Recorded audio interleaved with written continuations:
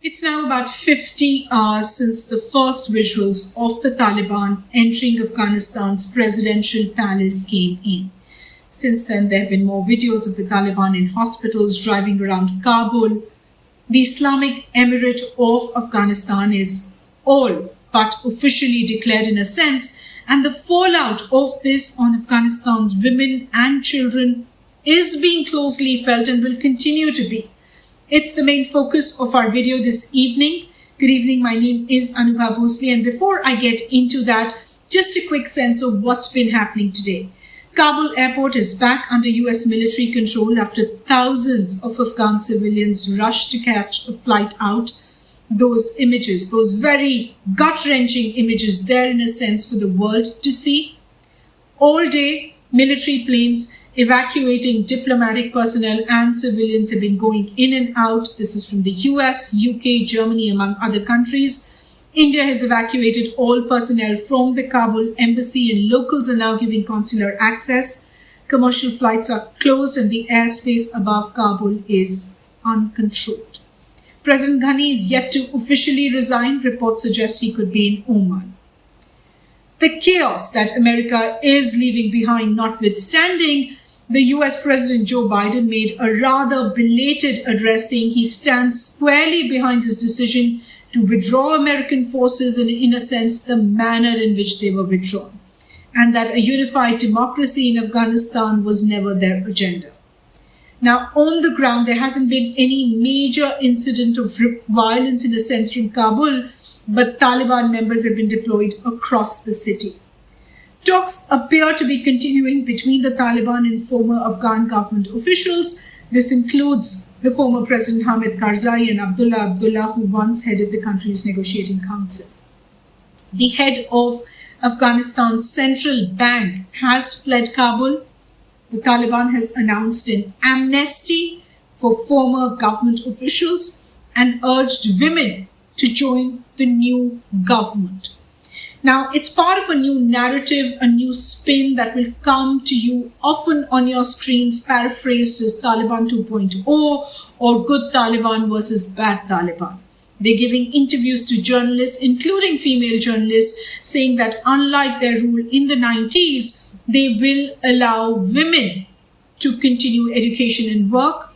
Women will be allowed to go out in public alone in accordance with Islamic law. And that, of course, is their regressive version of it, which includes, among many other things, wearing a burqa in public and covering their bodies and their face. Now, ironically, the Taliban allowing women their basic human rights is news. It is making news, especially for those who remember the Taliban of the 90s. In 2021, their actions actually negate this spin. People displaced to Kabul in the last 10 days have told the Associated Press that they saw the Taliban lashing women for wearing revealing sandals. Reports of girls and women sent home from work and schools. Reports of forced marriages, rape, and public beatings of women. In fact, one displaced woman told Deutsche Welle that the Taliban had killed her sons and forcibly married her daughter-in-laws, forcing her to flee with her grandchildren. Another woman spoke of a girl being raped, killed, her body thrown in the river in Hazaribagh. CNN has a story of a 25-year-old being beaten to death by the Taliban in northern Afghanistan because she refused to cook for 15 of their fighters.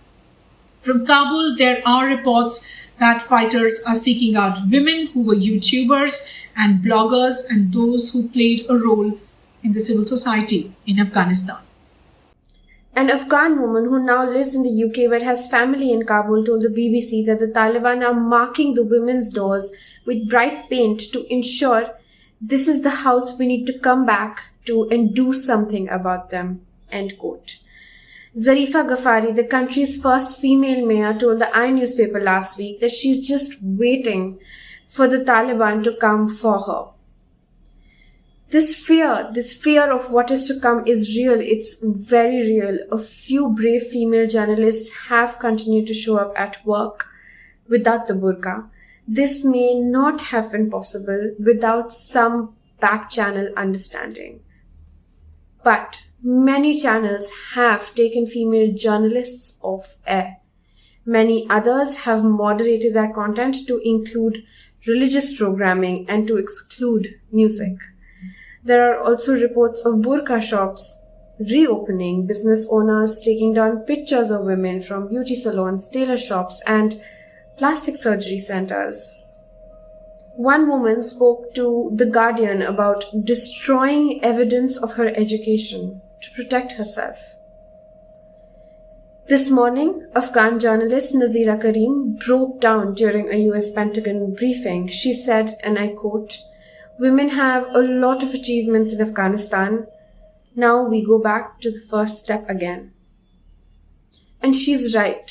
The Taliban have given every indication that they will reimpose their old regime. Whatever partial and fragile gains were made since 2001 stand to be undone. A 2009 law was introduced to protect women from forced and underage marriage. Afghanistan went from having almost no girls in school in the 90s to tens of thousands at university today. But in just the first 6 months of 2021, twice as many Afghan women and girls were killed and injured than in the same period last year. Until a few days ago, Afghan women were sure of their jobs as ambassadors, ministers, governors, police and security force members. That is unlikely, even though details of the new Taliban leadership and their rules for women are yet to become clear.